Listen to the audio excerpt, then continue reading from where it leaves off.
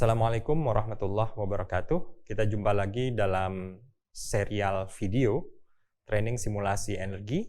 Di sesi kali ini kita masih melihat bagaimana membuat geometri di dalam Honeybee. Ya, ini adalah part 2 dari sesi membuat geometri di Honeybee. Di part 1 kita sudah melihat bagaimana caranya membuat geometri bottom up. Sekarang kita melihat top down. Ya, bagaimana caranya membuat geometri top down, yaitu memulai definisinya langsung dari zona. Jadi tidak memulainya dari bidang atau surface, tapi langsung dari zona dan bidangnya langsung kita masukkan secara otomatis. Ya. Dan di sini juga kita nanti akan belajar masalah adjacency. Ya, kita sudah pernah bahas di sesi text mode. Apa itu artinya surface adjacency dan surface matching, ya, dan split surface, ya, itu yang kita nanti akan lihat di sesi kali ini. Baik, pertama yang kita akan lakukan adalah di working folder, ya. Di working folder kita ini dari sesi sesi yang lalu, versi 1, ya. Ini kita copy menjadi versi 2. Supaya ada perbedaannya. Ini versi 2. V2, ya. V2. Oke. Dan kita langsung ke Grasshopper. Dan kita buka yang V2.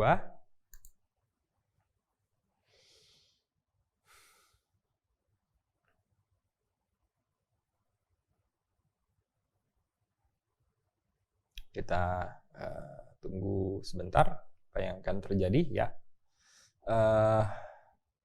Kita untuk V2 ini kita akan fokus ke model yang ini, ya, prosedur kerja yang ini.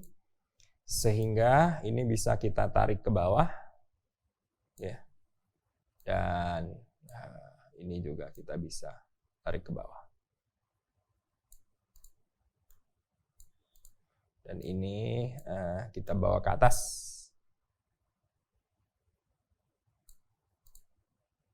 ya, itu, dan ini mungkin kita taruh ke bawah saja dulu, atau yang ini kita geser.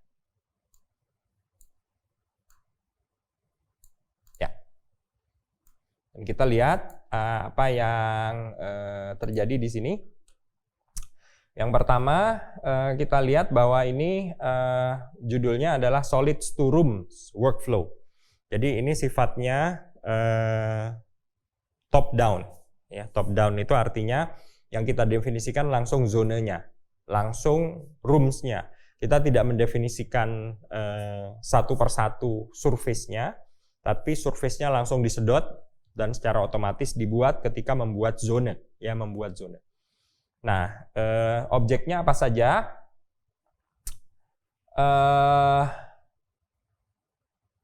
Objeknya adalah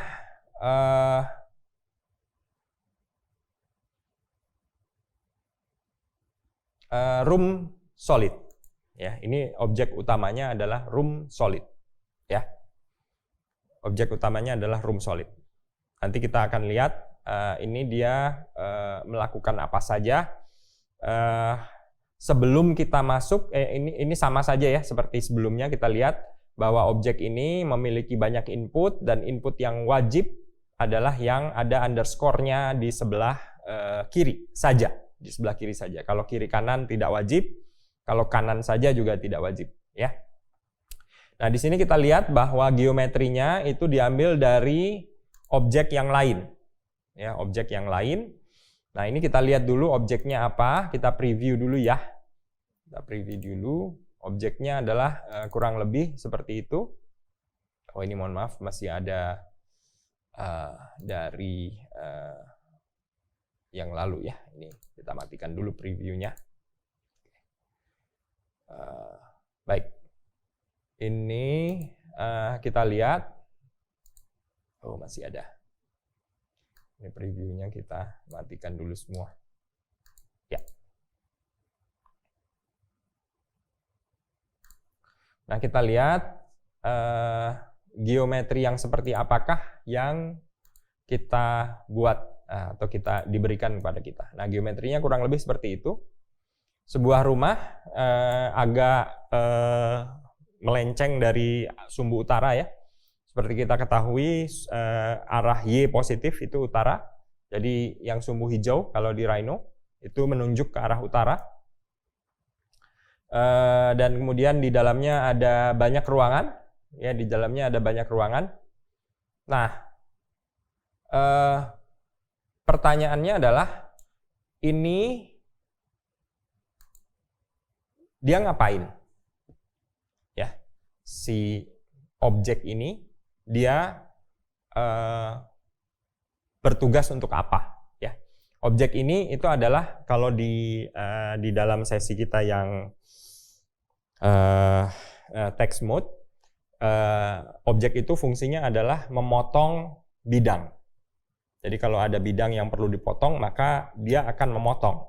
Ya, seperti kita ketahui sebelumnya, dalam masalah adjacency kita ada dua masalah. Masalah yang pertama adalah surface matching, ya. Tapi surface matching itu hanya berlaku kalau bidangnya yang berhadapan itu persis sama ukurannya. Nah, sebelum dilakukan surface matching, maka dilakukan split surface. Nah, split surface itu istilahnya di dalam Rhino itu adalah intersect solids. Ya, intersect solids. Kita pakai yang ini. Ini kita lihat dulu ya. Misalnya yang ini. Kita Kita bake ya, kita bake. Ini saya previewnya saya matikan ya. Ini saya pilih semua dan saya geser katakanlah 20 meter ke sana ya. Dan ini saya bandingkan dengan yang ini ya, yang ini. Oke. Jadi yang ini berbeda dengan yang tadi ya, yang kita sudah ini, dan ini kita bisa bake juga secara terpisah ya. Jadi kita punya dua bake ya. Yang ini adalah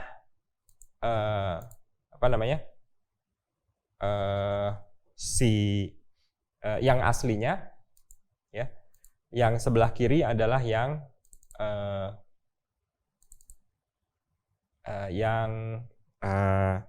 setelah dilakukan splitting. Nah, ini kita lihat ya, dinding ruangan ya, dinding ruangan. Kita lihat bahwa misalnya di zona yang ini, ya, zona yang ini di bagian ini, ya, dinding yang ini lebih panjang dibandingkan dengan zona ini dan ini, ya, sehingga bidang yang ini itu seharusnya di split agar bisa dilakukan surface matching. Ya. Karena itu kita lihat ya, bahwa bidang yang ini ya, kalau kita bandingkan ya. Katakanlah ini saya majukan 20 ke sana dan ini saya majukan juga 20 ke sana. Kita lihat bedanya ya. Kalau kita lihat bedanya dari perspektif, ya, maka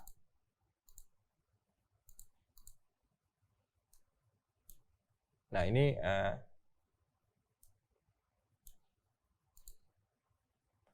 kalau kita katakanlah kita explode ya.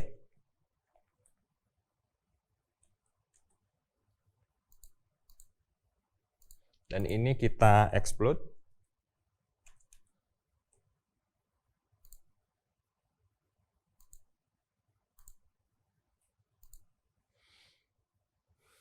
Di model yang sebelah kiri, ya, kita lihat dindingnya ini sudah dilakukan splitting.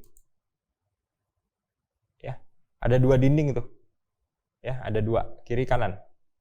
Sementara kalau yang di sana, bidang aslinya itu hanya satu. bidang yang besar. Ya.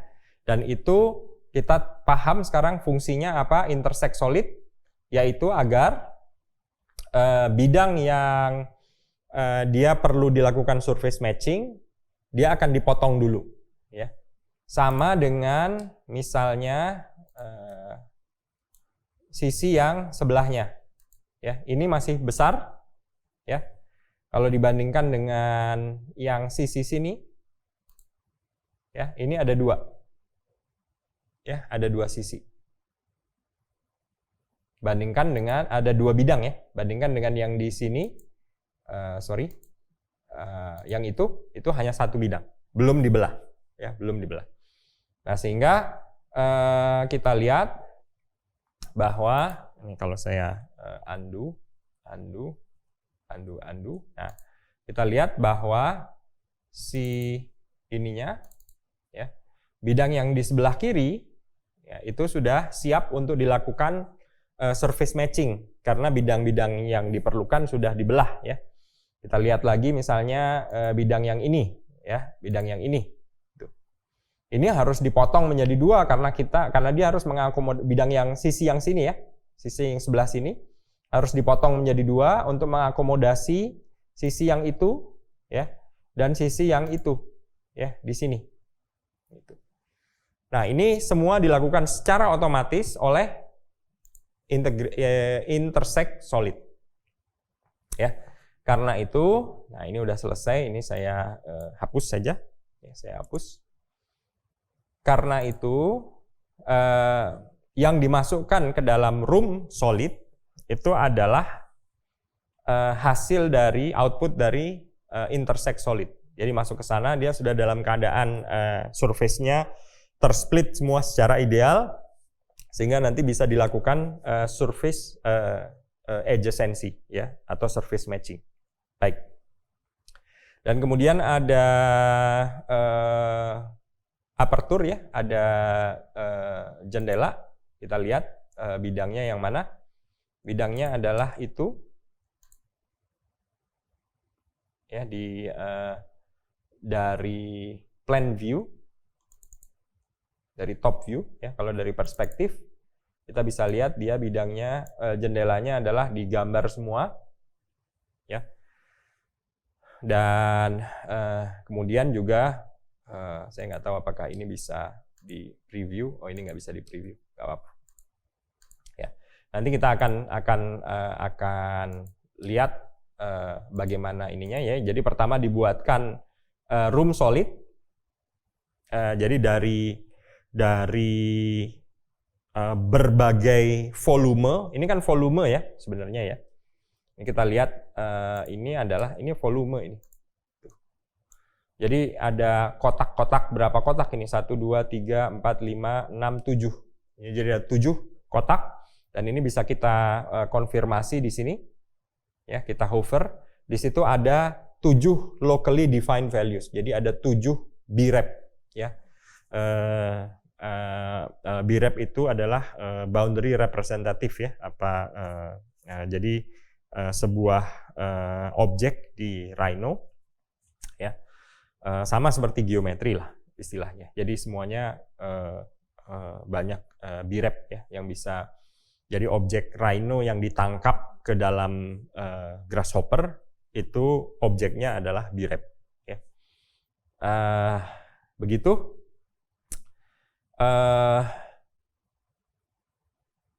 Dan room itu nanti adalah apa yang akan ditransfer ke Energy Plus sebagai zone. Ya, itu di dalam Honeybee istilahnya adalah room, ya. Di sini kita lihat rooms-nya ada 7, sama sesuai ada 7 volume dari Rhino. Maka nanti yang akan dikirim ke Energy Plus adalah 7 zone, ya. Namanya diberi nama di sini residence, ya. Karena dia ada 7, ya, maka di sini disebutkan residence 1, 2, 3, 4, 5, 6, 7. Ya, diurutkan namanya. Begitu. Dan kemudian dia dimasukkan ke objek add subface, ya, add subface. Untuk apa? Untuk langsung menempelkan jendelanya, ya, jadi jendela, bidang jendela ditempelkan ke dalam zona ruangan, ya. Dan kemudian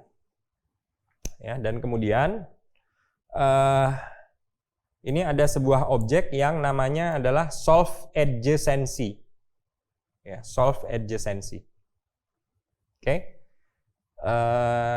Apa itu solve adjacency? Solve adjacency itu tujuannya adalah melakukan surface matching. Kalau sudah dilakukan surface matching, maka bidang yang sudah di match itu akan berubah dari outdoor menjadi indoor surface. Ya, nanti kita akan lihat efeknya. Ya, baik, itu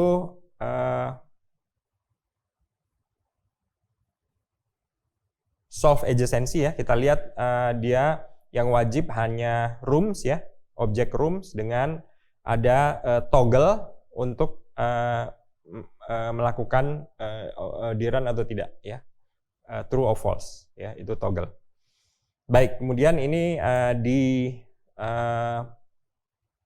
dibuatkan ini tombol datanya supaya hanya buat clarity aja, buat lebih jelas, ya. Itu dulu, ya. Kita langsung lihat misalnya kita visualisasikan, ya, hasil dari rooms itu. Oke. Seperti apa bentuknya? Ya.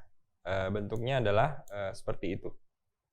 Ini kalau kita, ini kita matikan dulu semua previewnya. Ini baru kita munculkan itu. Nah, kurang lebih seperti itu. Nah, di situ perhatikan ada aperture, ada shading, ya. Ada shading yang dibentuk oleh semua di sekeliling semua jendela, dan itu dibuat oleh objek yang ini, border shades, ya, border shades. Dan itu dikatakan kedalamannya, ini kedalaman shading ini adalah 30 cm, ya, 0,3 meter. Itu bagaimana membuat berbagai macam shading itu. Nah, ini karena ada 7, ya, kita bisa melakukan pilihan. Ini kalau saya cari item list, ya, item list, kita bisa masukkan ke sini. Dan itu adalah zona yang pertama, ya, zona yang pertama. Nah, perhatikan, ya, perhatikan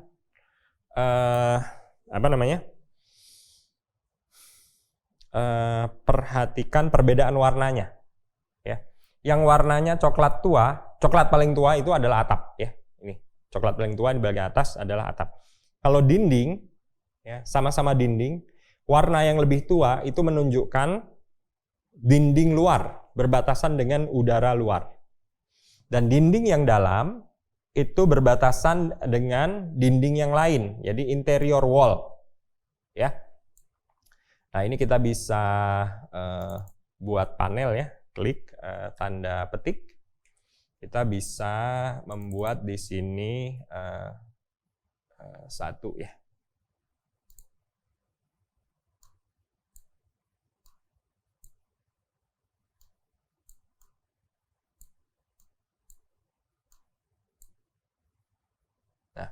Ini berpindah ke bidang yang lain, sudut yang lain, ya.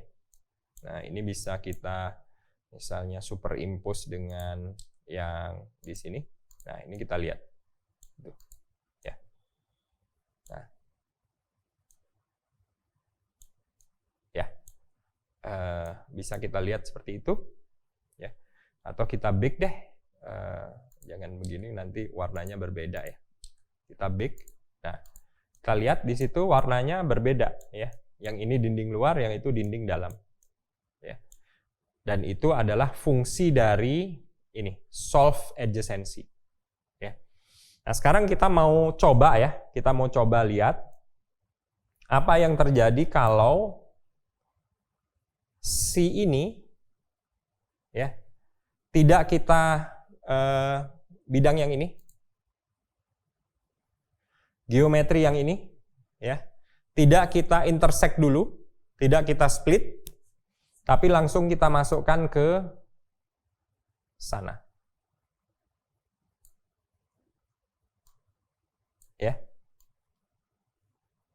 Nih, ke sana. Apa yang akan terjadi? Nah, yang akan terjadi adalah kita lihat di situ bidang yang di sini tetap dianggap udara luar. Ya, tetap dianggap udara luar. Ya. Kenapa? Karena sisi yang di sebelahnya, di sebelah sananya, saya nggak tahu itu zona keberapa ya. Coba kita satu persatu aja. Itu 2, 3. Ya, yang sana juga ini masih tua ya warnanya ya. Jadi masih eksterior. Ini juga masih eksterior ya. Karena tidak tersplit. 6. Nah, itu. Ya. Bidang yang di tengah itu tidak tersplit. Ya, tidak tersplit. Ini saya bisa coba delete ya. Dan itu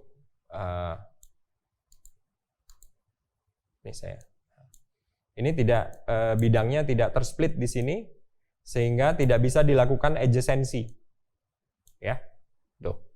Bandingkan dengan kalau ini saya connect ke sana. Nah, ini bidangnya tersplit dibagi 2. Ya. Dan dia langsung dilakukan surface matching. Warnanya langsung berubah. Ya, dari tua tadi menjadi lebih muda. Ya. Nih, sekali lagi ya, demonya ya. Ini kalau tidak dilakukan splitting, ya, bidangnya menjadi hanya 1, ya, dan dia surface matchingnya gagal. Ya.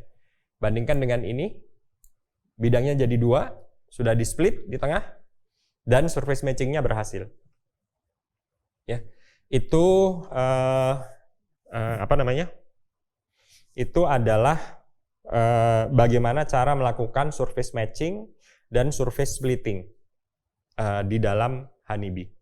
Ya, sederhana sekali. Ya, kita lanjutkan sedikit untuk sesi kali ini, yaitu setelah selesai setelah selesai roomsnya sudah selesai, artinya berbagai zona sudah selesai, kita bisa membuat model. Jadi ada room, ada model. Ya. Ada room, ada model. Room itu nanti adalah apa yang bisa dijadikan zona di Energy Plus. Ya. Kumpulan zona itu bisa langsung disimulasikan di dalam Honeybee, tetapi bisa juga dibuat model. Nah, kita lihat nih model, ya, model. Oke. Dari rooms bisa kita lihat modelnya apa, roomsnya apa ya, kita buat apa itu namanya, dengan objek model, kita masukkan roomsnya apa saja, ya, dan model juga menerima shading, ya, shading juga, dan ini ada shading yang belum kita definisikan sebelumnya, ya, yaitu kurang lebih seperti itu, ya. Cukup besar ya, cukup besar shadingnya itu. Oke. Shadingnya cukup besar. Terus saya delete saja yang tadi sudah di bake ya. Jadi shadingnya cukup besar. Nah, ini coba kita lihat ya. Kalau kita visualisasinya, ini saya disable previewnya. Kalau visualisasinya dari model, maka modelnya adalah kurang lebih seperti itu. Ya. Nah, apa ini artinya? Pertama, ya, model rumah ini sebenarnya punya bidang zona atap, ya. Tapi zona atapnya tidak mau dijadikan zona, sehingga atapnya hanya dijadikan peneduh, ya. rumah ini juga punya garasi di sampingnya, ada garasi. Ya. Tapi garasinya nggak mau dimodelkan sebagai zone. Ya, kenapa? Ya for whatever reason ya, diputuskan tidak mau dimodelkan lah, bikin tambah kompleks saja. Dan kita tidak mau tahu apa yang terjadi di dalam garasi, katakanlah begitu. Tetapi efek peneduh dari garasi itu digambarkan, ya, digambar di situ. Boleh memodelkan seperti ini? Boleh saja, sah-sah saja, ya, sah-sah saja. Begitu kurang lebih ya apa yang kita bisa bahas dalam sesi bagian kedua ya, tentang membuat geometri dalam Honebi dengan pendekatan top down. Itu saja yang saya bisa sampaikan dalam sesi kali ini. Kita lanjutkan dalam sesi ketiga tentang membuat geometri dalam Honebi. Insyaallah disambung di sesi berikutnya. Assalamualaikum warahmatullahi wabarakatuh.